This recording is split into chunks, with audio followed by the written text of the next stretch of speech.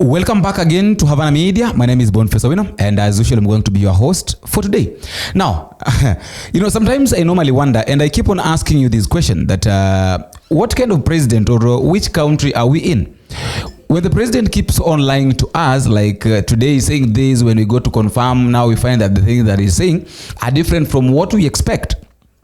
I'm talking about this because back then, there is a statement that William Ruto said concerning Donald Trump. When he said, I think most of the people remember when William Ruto said that Donald Trump have decided to support Kenya's mission in Haiti. Here is the clip. I was requested by the President of the United States last year to provide Kenya's security diplomacy that is also legendary and known to support Haiti. And I'm very proud that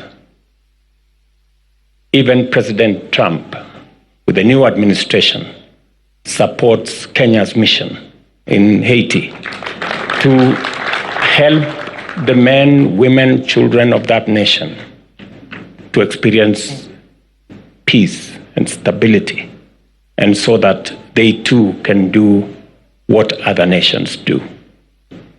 I say there is a special relationship between the United States and Kenya because we have a strong bond of relationship. And then what is now funny is that the same Donald Trump that he was saying that accepted to support the mission in Haiti, Trump have decided to freeze funding for Kenya in Haiti. Now, this is what it says, that Trump freezes funding for Kenyan-led security mission in Haiti. So, if at all Donald Trump was supporting this mission, do you think that Donald Trump will freeze all the support that he was giving to Kenyan mission in Haiti? We have to understand something, that this issue of William Ruto taking Kenyan policemen to Haiti, that was his own decision. It was his decision with the former president of the United States of America. Perhaps maybe the deal that they were in was that if at all that is why William Ruto was supporting Kamala Harris. Truth be told, and everybody knows that William Ruto was supporting Kamala Harris. They knew very well that if at all Kamala Harris succeeds, then it will be very easy for them to continue with their deals. The deals that they were in, we don't know. So, and that is why you find that in as much as maybe the time of Meg Whitman, that is the U.S. ambassador in Kenya, was almost coming to an end, but you find that she resigned just even before the time ended, before that time could have come to an end, because they realized that their mission was going to fail. And William Ruto is telling us that Donald Trump supported. Now, let me ask you this question. If at all you're supporting your son in doing something, and then you're a mother, you're supporting your son in doing something, and then when your son is, when you ask your son, or people ask your son says that my dad is supporting this, and then when your dad is asked, your dad is saying that he doesn't know anything about that. In fact, he withdraws. So who is to be blamed? Should we blame the kid, or are we supposed to blame the mother? In this scenario, we can't blame the Haiti policeman. The only person that you can blame is William Ruto, because he's the one who has been spreading rumors. And let me say this: if at all you are in a deal with someone, especially someone who is senior than you, or maybe you are in a deal with your boss, maybe your boss have told you that I want us to do this, or we'll do this maybe in 1, 2, or 3. Don't do a mistake of going to break the news to the people that my boss have said that is going to do this let your boss say it. If it's something that maybe was going to involve the both of you, let your boss break the news. But don't do a mistake of going to break the news, yet your boss doesn't even know. Simply because you want your boss, you want to force now your boss to accept what you said. That is story number one. Story number two is about William Ruto's mission or visit in Mandera. Of course, we know the situation, what happened since Monday, when the 5 chiefs were abducted by the Al-Shabaab, and then yesterday's narration, that all that William Ruto saying that is removing the vetting, so the people of Mandera are going to be given IDs for free. We all know that. But now today there is something that William Ruto is saying. William Ruto is trying to prove to us that he cannot be a one-term president. Saa zingine nyinyi mnatishwa, sijui sijui one term, sijui how many terms, sijui nini. That is not my concern. 2027, kwani 2027 itakuwa uchaguzi tofauti kuliko ile yote tumefanya? Kwani iko shida gani? Watu watulize boli, mambo ya 2027 tutakutana 2027. Hakuna uchaguzi this year. Hakuna uchaguzi next year. Si uchaguzi ni 2027. Sasa watulize boli. Saa hizi ni kujenga barabara. That is why mimi nimekuja Mandera.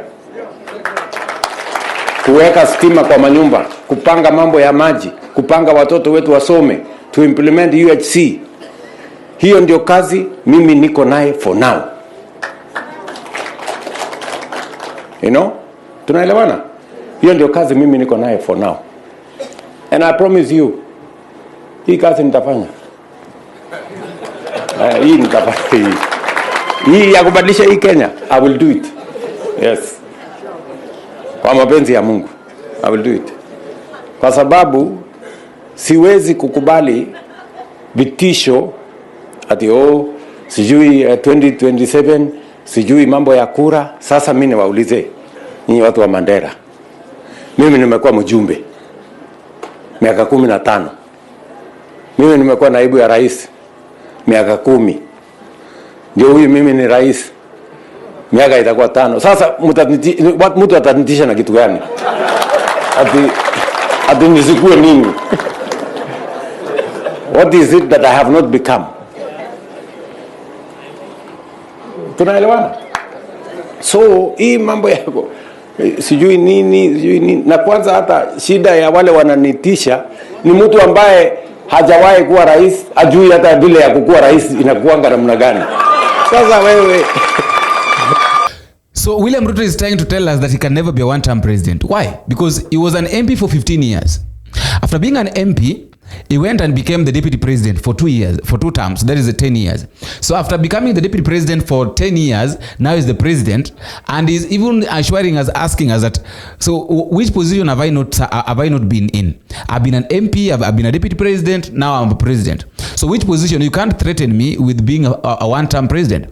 If that is the only narrative that you have, then you should style up. So I really want to give you, I just want to give you time at the comment section to tell me what you think, because there is no way William Ruto can tell us that the only problem that we have in this country, that in fact is confirming that citizens have got no problem. That is what he's saying. Ruto is saying that citizens of the country have got no problem. The problem is with the leadership. Now, talking about leadership, who is the leader? He is the president. So we expect him to do the things that a leader is supposed to do. He's supposed to act as a good example. He's supposed to show as an example what we need to do before we do it. Is the person that is supposed to guide the members of parliament, the governors, the senators on the step they're supposed to go through before they do that. If he keeps on lying, if he keeps on stealing, if he keeps on saying the wrong things, then that is the only thing that these people are going to adapt from him. Because they will ask, at the end of the day, they'll ask that if the president is doing it, who am I not to do it? If our president is doing it, who am I not to do it? After all, guys, that is just my thought, and that is all I have for today. Let me also know what you think in the comment section. But just a reminder, if you are meeting for the first time, don't forget to take a minute, click the subscribe button. You can also like, share, do me a comment in the comment section. Tell me what you think and where you're watching this video from. Until we meet again in the next video, if it's possible, I've been your host, Boniface Owino. Bye bye.